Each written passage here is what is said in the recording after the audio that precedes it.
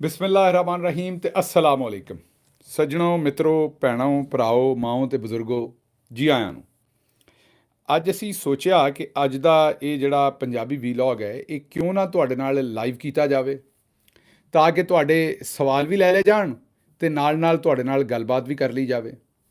ਇਸ ਲਈ ਅੱਜ ਦਾ ਇਹ ਜਿਹੜਾ ਪੰਜਾਬੀ ਵੀਲੌਗ ਹੈ, ਇਹ ਅਸੀਂ ਲਾਈਵ ਕਰਾਂਗੇ ਤੇ ਟੌਪਿਕ ਸਾਡਾ ਅੱਜ ਦਾ ਹੈ, ਲਾਲ ਹੈ ਬਈ ਲਾਲ ਹੈ, ਹਰ ਕੋਈ ਲਾਲ ਹੈ। ਜਿਹੜਾ ਭੰਨੋ, ਉਹ ਪੰਜਾਬੀ 'ਚ ਆਖਦੇ ਨੇ, ਜਿਹੜਾ ਭੰਨੋ ਉਹੀ ਹੋਈ ਲਾਲ।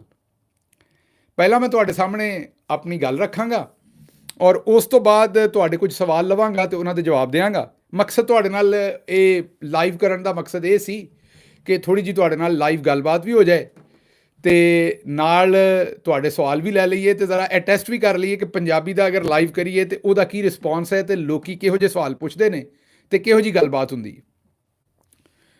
ਪਹਿਲਾਂ ਤਾਂ ਮੈਂ ਅੱਜ ਦੀ ਗੱਲ ਵਾਲੇ ਪਾਸੇ ਆ ਜਾਂਦਾ। ਅੱਜ ਦੀ ਜਿਹੜੀ ਗੱਲ ਹੈ ਉਹ ਜਿਸ ਤਰ੍ਹਾਂ ਮੈਂ ਤੁਹਾਨੂੰ ਕਿਹਾ ਕਿ ਜਿਹੜਾ ਭੰਨੋ ਉਹ ਹੀ ਲਾਲ ਹੈ।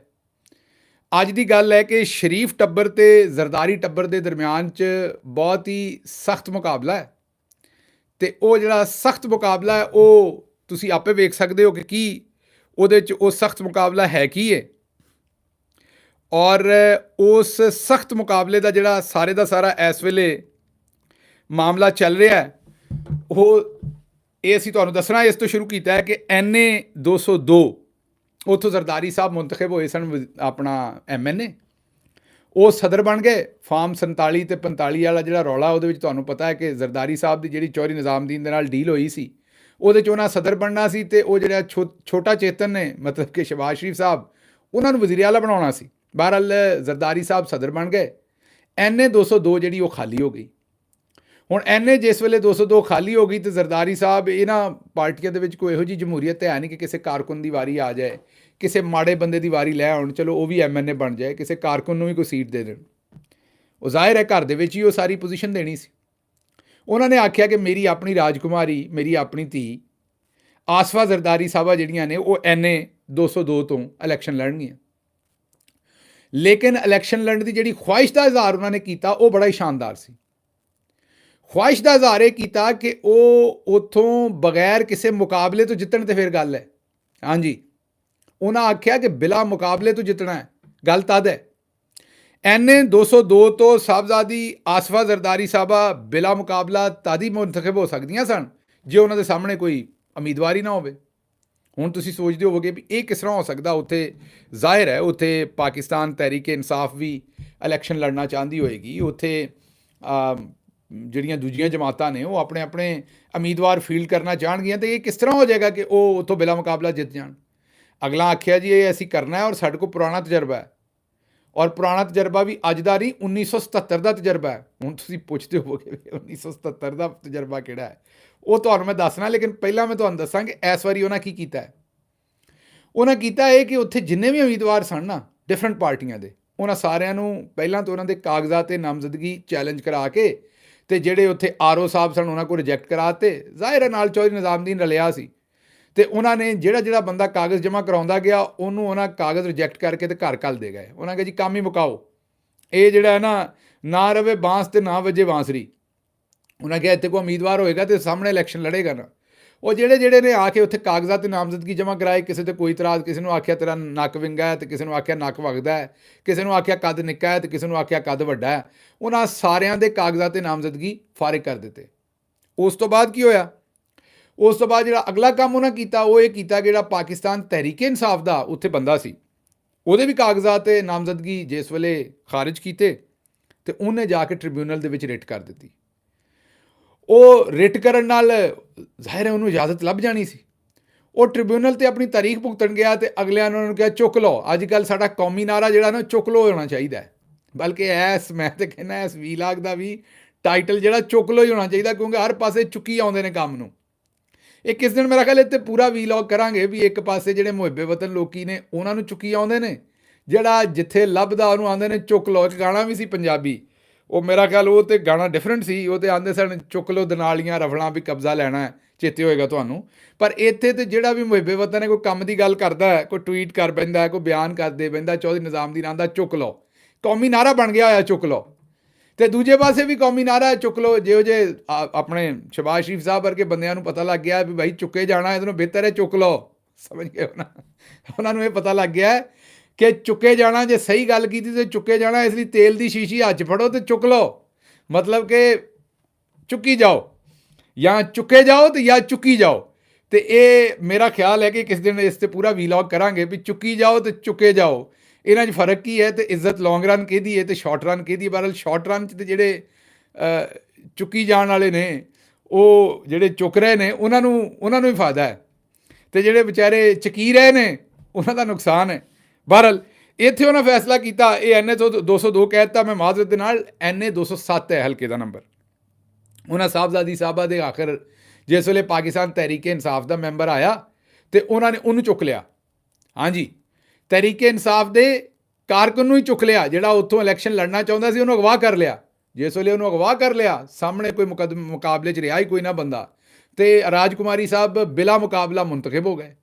ਅੱਛਾ, ਹੁਣ ਮੈਂ ਤੁਹਾਨੂੰ ਕਿਹਾ ਸੀ ਵੀ ਇਹ ਤਜਰਬਾ ਪੁਰਾਣਾ, ਨਵਾਂ ਨਹੀਂ। ਅਸੀਂ ਨਾ ਕਿਉਂਕਿ ਹਿਸਟਰੀ ਨੂੰ ਜਾਣਦੇ ਨਹੀਂ ਤੇ ਗੱਲਾਂ ਸਾਨੂੰ ਪਤਾ ਨਹੀਂ ਕਿ ਪਹਿਲਾਂ ਕੀ ਹੋਈਆਂ ਨੇ। ਅਸੀਂ ਬੜੇ ਸਾਰੇ ਬੰਦੇ ਜਿਹੜਾ ਬੰਦਾ ਰੱਬ ਕੋਲ ਚਲਾ ਜਾਂਦਾ, ਫੌਤ ਹੋ ਜਾਂਦਾ, ਸਾਰੀ ਗੱਲ ਹੈ, ਉਹਦੇ ਉੱਤੇ ਇਤਰਾਜ਼ ਨਹੀਂ ਕਰਨਾ ਚਾਹੀਦਾ। ਉਹਦੇ ਸਵਾਬ ਗੁਨਾਹ ਫਿਰ ਰੱਬ ਜਾਣੇ ਤੇ ਉਹ ਜਾਣੇ। ਇੱਥੋਂ ਸਾਨੂੰ ਉਹਦੇ ਵਾਸਤੇ ਦੁਆ ਹੀ ਘੱਲਣੀ ਚਾਹੀਦੀ ਹੈ। ਇਹ ਗੱਲ ਤਾਂ ਦਰੁਸਤ ਹੈ, ਲੇਕਿਨ ਜਿਹੜੇ ਉਹਨੇ ਹਕੂਕੋ ਲਿਬਾਦ ਦੇ ਵਿੱਚ ਕੋਈ ਧੱਕੇ ਕੀਤੇ ਨੇ, ਜਿਹੜਾ ਉਹਦਾ ਔਰ ਰੱਬ ਦਾ ਮਾਮਲਾ, ਉਹ ਤਾਂ ਰੱਬ ਜਾਣੇਗਾ, ਲੇਕਿਨ ਜਿਹੜਾ ਬੰਦਿਆਂ ਨਾਲ ਧੱਕੇ ਕੀਤੇ ਨੇ ਉਹ ਤਾਂ ਗੱਲ ਕਰਨੀ ਪੈਣੀ ਹੈ ਨਾ। ਜਨਾਬ ਜ਼ੁਲਫਕਾਰ ਅਲੀ ਭੁੱਟੋ ਸਾਹਿਬ, ਅਸੀਂ ਉਹਨਾਂ ਲਈ ਆਵਾਜ਼ ਚੁੱਕੀ ਦੀ ਹੈ। ਹੁਣ ਵੀ ਜਿਸ ਵੇਲੇ ਸੁਪਰੀਮ ਕੋਰਟ 'ਚ ਉਹਨਾਂ ਦੇ ਖਿਲਾਫ ਫੈਸਲਾ ਹੋਇਆ, ਅਸੀਂ ਉਹਨਾਂ ਵਾਸਤੇ ਆਵਾਜ਼ ਚੁੱਕੀ, ਕਿਉਂਕਿ ਉਹਨਾਂ ਨਾਲ ਜ਼ੁਲਮ ਹੋਇਆ ਸੀ। ਚੌਧਰੀ ਨਿਜ਼ਾਮਦੀਨ ਨੇ ਉਸ ਵੇਲੇ ਦੇ ਨੇ ਉਹਨਾਂ ਨੇ ਜ਼ੁਲਮ ਕੀਤਾ ਸੀ। ਲੇਕਿਨ 1977 ਦੇ ਇਲੈਕਸ਼ਨ ਦੇ ਵਿੱਚ 19 ਇਹੋ ਜਿਹੇ ਬੰਦੇ ਸਨ, ਹਾਂਜੀ 19 ਬੰਦੇ ਇਹੋ ਜਿਹੇ ਸਨ ਪੀਪਲਜ਼ ਪਾਰਟੀ ਦੇ, ਜਿਨ੍ਹਾਂ ਨੇ ਆਪਣੇ ਮੁਖਾਲਫਾਂ ਨੂੰ ਚੁੱਕ ਲਿਆ ਸੀ। ਇਹ ਜਿਹੜਾ ਚੁੱਕ ਲਓ ਵਾਲਾ ਕੰਮ ਹੈ ਨਾ, ਨਵਾਂ ਨਹੀਂ ਹੈ, ਇਹ ਪੁਰਾਣਾ ਹੈ। ਪਾਕਿਸਤਾਨ 'ਚ ਚੁੱਕ ਲਓ, ਇਹ 19 ਬੰਦੇ ਚੁੱਕ ਲਏ ਸਨ ਉਸ ਵੇਲੇ, ਕਿਉਂਕਿ ਜ਼ੁਲਫਕਾਰ ਅਲੀ ਭੁੱਟੋ ਸਾਹਿਬ ਨੇ ਇਹ ਖੁਆਇਸ਼ ਦਾ ਇਜ਼ਹਾਰ ਕੀਤਾ ਸੀ ਕਿ ਮੈਂ ਬਿਲਾ ਮੁਕਾਬਲਾ ਮੁੰਤਖਬ ਹੋਣਾ। ਉਹਨਾਂ ਦੇ ਜਿਹੜੇ ਕੋਈ ਸਿਆਣੇ ਬੰਦੇ ਸਨ, ਹਫੀਜ਼ ਪੀਰਜ਼ਾਦਾ ਵਰਗੇ ਔਰ ਦੂਸਰੇ, ਉਹਨਾਂ ਆਖਿਆ ਵੀ ਨਾ ਇਹ ਕੰਮ ਨਾ ਕਰੋ, ਨਾ ਚੁੱਕ ਲਓ, ਆਪ ਚੁੱਕੇ ਜਾਵਾਂਗੇ। ਭੁੱਟੋ ਸਾਹਿਬ ਨੇ ਕਿਹਾ ਨਹੀਂ, ਮੈਂ ਤਾਂ ਬਿਲਾ ਮੁਕਾਬਲਾ ਹੀ ਮੁੰਤਖਬ ਹੋਣਾ। ਉਹਨਾਂ ਦੇ ਮੁਖਾਲਫ ਇਲੈਕਸ਼ਨ ਲੜ ਰਿਹਾ ਸੀ, ਉਹਨੂੰ ਚੁੱਕ ਲਿਆ। ਉਹਨੂੰ ਇਹ ਸਮਝਾਇਆ ਕਿ ਬਈ ਤੂੰ ਮੇਰੇ ਖਿਲਾਫ ਇੱਥੋਂ ਇਲੈਕਸ਼ਨ ਨਾ ਲੜ, ਕਾਗਜ਼ਾਤ ਵਾਪਸ ਲੈ ਲੈ, ਮੈਨੂੰ ਬਿਲਾ ਮੁਕਾਬਲਾ ਹੋ ਲੈਣ ਦੇ, ਜਿਵੇਂ ਹੁਣ ਆਸਫਾ ਜ਼ਰਦਾਰੀ ਸਾਹਿਬਾ ਹੋਈਆਂ ਨੇ, ਤੇ ਤੂੰ ਕਿਸੇ ਹੋਰ ਹਲਕੇ ਤੋਂ ਇਲੈਕਸ਼ਨ ਲੜ ਲਾ, ਉੱਥੋਂ ਅਸੀਂ ਪੀਪਲਜ਼ ਪਾਰਟੀ ਦਾ ਬੰਦਾ ਤੇਰੇ ਸਾਹਮਣੇ ਹਟਾ ਲਾਂਗੇ, ਤੇ ਤੂੰ ਬਿਲਾ ਮੁਕਾਬਲਾ ਉੱਥੋਂ ਜਿੱਤ ਜਾਏਗਾ, ਮੈਂ ਬਿਲਾ ਮੁਕਾਬਲਾ ਇੱਥੋਂ ਜਿੱਤ ਜਾਵਾਂਗਾ, ਵੱਟਾ ਸੱਟਾ ਕਰ ਲਈਏ ਸੀਟਾਂ ਦਾ। ਉਹ ਬੰਦਾ ਨਾ ਮੰਨਿਆ। ਜਿਸ ਵੇਲੇ ਉਹ ਬੰਦਾ ਨਾ ਮੰਨਿਆ ਤਾਂ ਫਿਰ ਭੁੱਟੋ ਸਾਹਿਬ ਨੇ ਉਹਨੂੰ ਚੁੱਕੀ ਲਿਆ, ਪੱਕਾ ਇਲੈਕਸ਼ਨ ਤੱਕ ਚੁੱਕੀ ਰੱਖਿਆ, ਤੇ ਭੁੱਟੋ ਸਾਹਿਬ ਉੱਥੋਂ ਬਿਲਾ ਮੁਕਾਬਲਾ ਮੁੰਤਖਬ ਹੋ ਗਏ।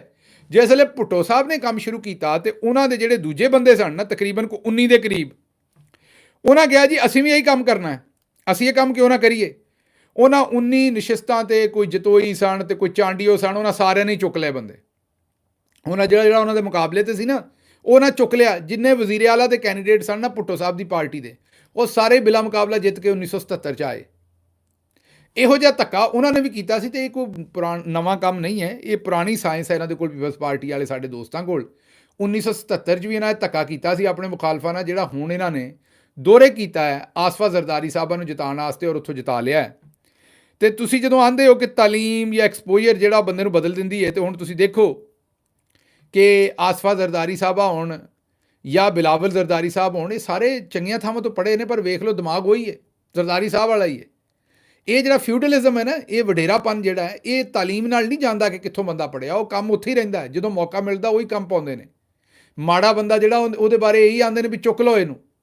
ਬਹਰਹਾਲ ਹੁਣ ਜਿਹੜੀ ਤੁਹਾਨੂੰ ਮੈਂ ਗੱਲ ਦੱਸਣੀ ਹੋਏ ਹੈ ਕਿ ਇਹ ਤਾਂ ਕੰਮ ਹੋ ਗਿਆ ਵੀ ਇਹ ਚੁੱਕੇ ਗਏ, ਬਿਲਾ ਮੁਕਾਬਲਾ ਉੱਥੋਂ ਮੁੰਤਖਬ ਵੀ ਹੋ ਗਏ। ਔਰ ਮੈਂ ਤੁਹਾਨੂੰ ਦੱਸਿਆ ਵੀ 1977 'ਚ ਵੀ ਐਵੇਂ 17 ਬੰਦੇ ਜਿਹੜੇ ਚੁੱਕ ਕੇ ਤੇ ਬਿਲਾ ਮੁਕਾਬਲਾ ਭੁੱਟੋ ਸਾਹਿਬ ਵੀ ਹੋਏ ਸਨ, ਉਹਨਾਂ ਦੇ ਸਾਥੀ ਵੀ ਹੋਏ ਸਨ, ਤੇ ਫਿਰ ਬਦਕਿਸਮਤੀ ਹੋਈ ਕਿ ਫਿਰ ਆਪ ਵੀ ਚੁੱਕੇ ਗਏ।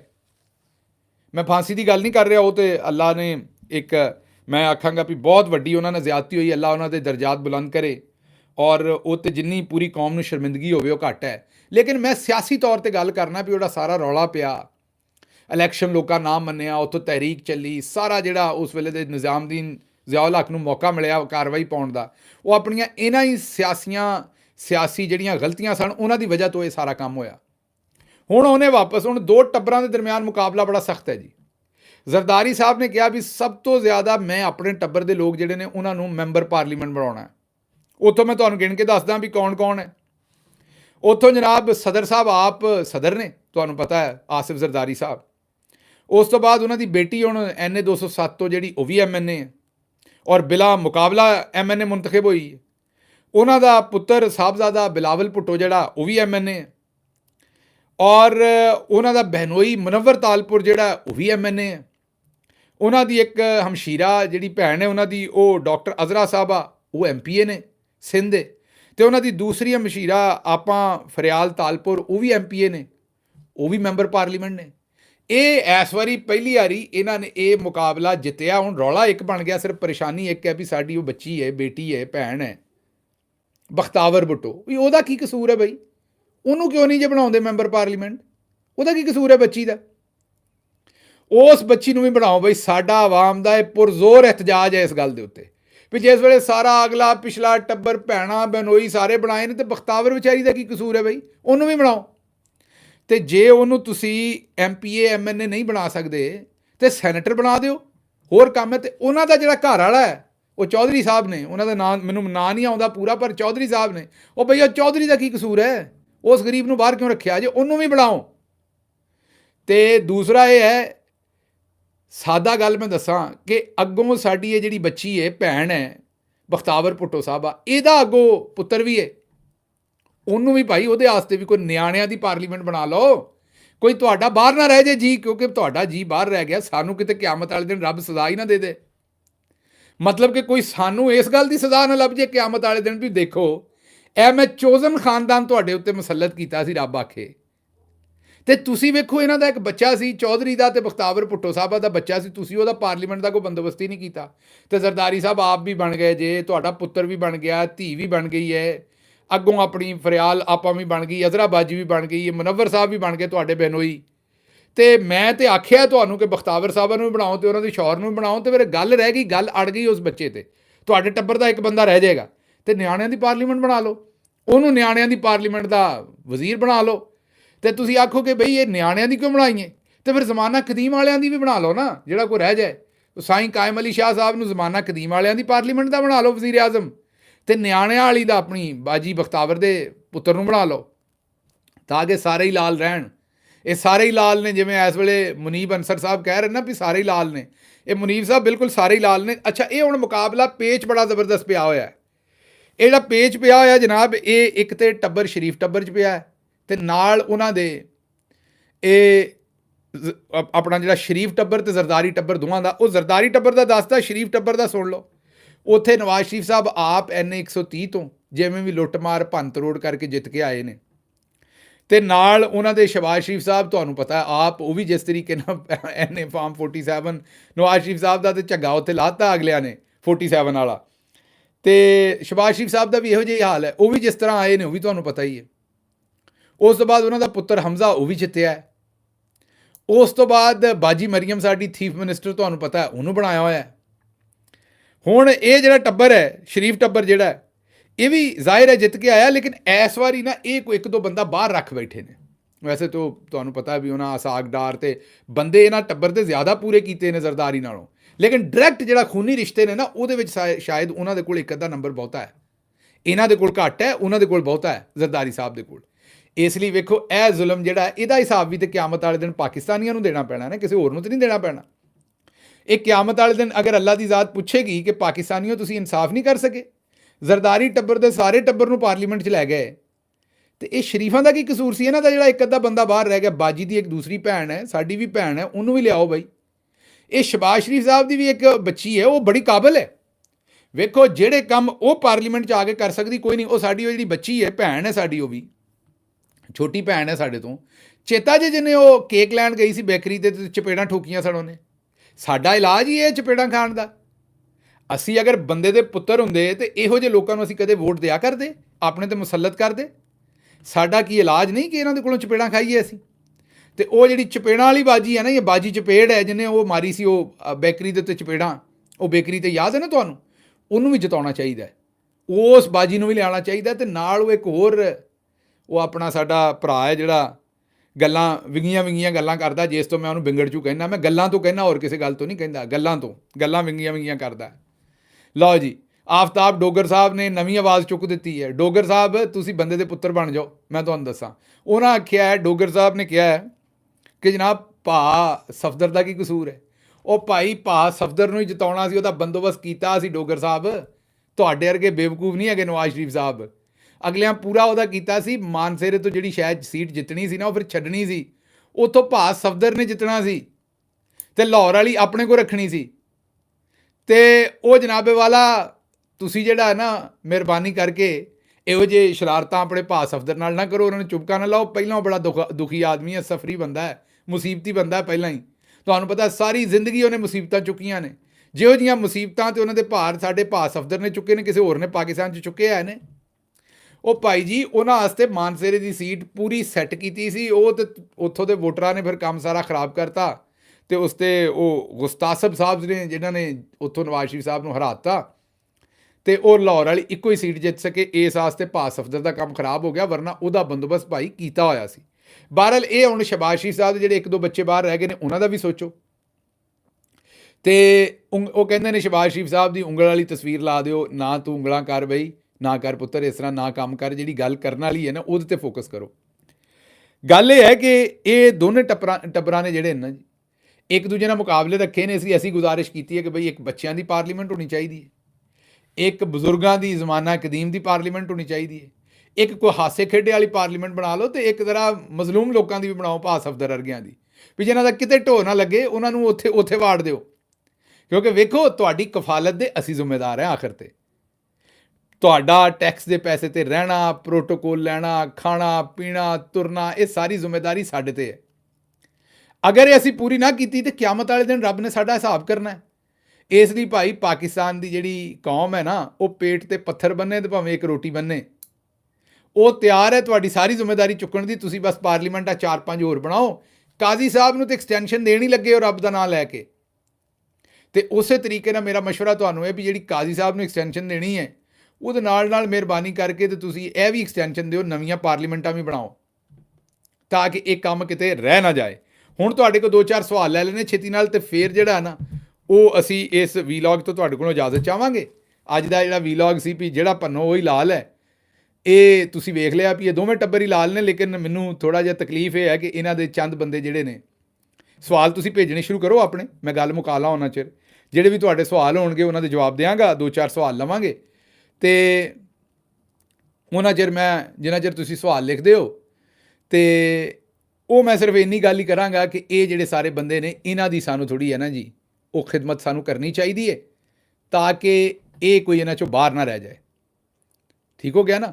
ਇਹ ਵੀ ਟਿਕਟਾਂ ਟੁਕਟਾਂ ਵਾਲਾ ਰੌਲਾ ਜਿਹੜਾ ਟਵਿੱਟਰ ਦੇ ਉੱਤੇ ਹੱਲ ਹੋ ਜਾਂਦਾ, ਉੱਥੇ ਹੀ ਗੱਲ ਕਰੋ। ਇੱਥੇ ਕੋਈ ਸਵਾਲ ਹੋਰ ਕਰੋ ਜਿਹੜਾ ਕਰਨ ਵਾਲਾ ਹੈ। ਅੱਛਾ ਜੀ, ਇਹ ਕਹਿੰਦੇ ਨੇ ਕਿ ਇਹ 6 ਨਹੀਂ 11 ਜੱਜਿਸ ਹੈ ਮੇਰੇ ਹਾਂ ਜੀ, ਜੱਜ ਹੋਰ ਵੀ ਬੜੇ ਨੇ, ਮੈਂ ਤੁਹਾਨੂੰ ਵੀ ਦੱਸ ਦਿਆਂ, ਹੋਰ ਵੀ ਜੱਜ ਬੋਲਣ ਨੂੰ ਤਿਆਰ ਨੇ। ਬਸ ਉਹ ਜ਼ਰਾ ਰੁਕੇ ਨੇ ਵੀ ਅੱਗੋਂ ਮਾਹੌਲ ਦੇਖਦੇ ਹੋਏ। ਜੱਜਾਂ ਨੂੰ ਤੇ ਬੜਿਆਂ ਸਾਰਿਆਂ ਨੂੰ ਬੜਾ ਕੁਝ ਕੀਤਾ ਹੋਇਆ, ਉਹਨਾਂ ਦੀਆਂ ਫਿਲਮਾਂ ਔਰ ਕੈਮਰੇ ਔਰ ਮਾਰ ਕੁਟਾਈ ਔਰ ਪ੍ਰੈਸ਼ਰ, ਬੜੇ ਸਾਰੇ ਜੱਜ ਯਕੀਨ ਕਰੋ ਬੋਲਣ ਵਾਸਤੇ ਤਿਆਰ ਨੇ। ਉਹ ਬਸ ਸਾਰੇ ਦੇ ਸਾਰੇ ਇਸ ਵੇਲੇ ਰੁਕੇ ਨੇ ਕਿ ਪਹਿਲਾਂ ਮਾਹੌਲ ਵੇਖ ਲੈਣ, ਜਿਹੜਾ ਪਹਿਲੇ ਬੋਲੇ ਨੇ ਉਹਨਾਂ ਨਾਲ ਕੀ ਬਣਦਾ। ਇਸ ਵਾਸਤੇ ਤੁਹਾਡਾ ਜਿਹੜਾ ਆਬਜ਼ਰਵੇਸ਼ਨ ਹੈ ਨਾ ਕਿ ਜੱਜ 6 ਨਹੀਂ ਜ਼ਿਆਦਾ ਨੇ, ਇਹ ਤੁਹਾਡੇ ਨਾਲ ਅਸੀਂ ਸ਼ੇਅਰ ਕਰਾਂਗੇ ਕਿ ਬਿਲਕੁਲ ਜ਼ਿਆਦਾ ਨੇ, ਇਹਦੇ 'ਚ ਕੋਈ ਸ਼ੱਕ ਨਹੀਂ ਹੈ।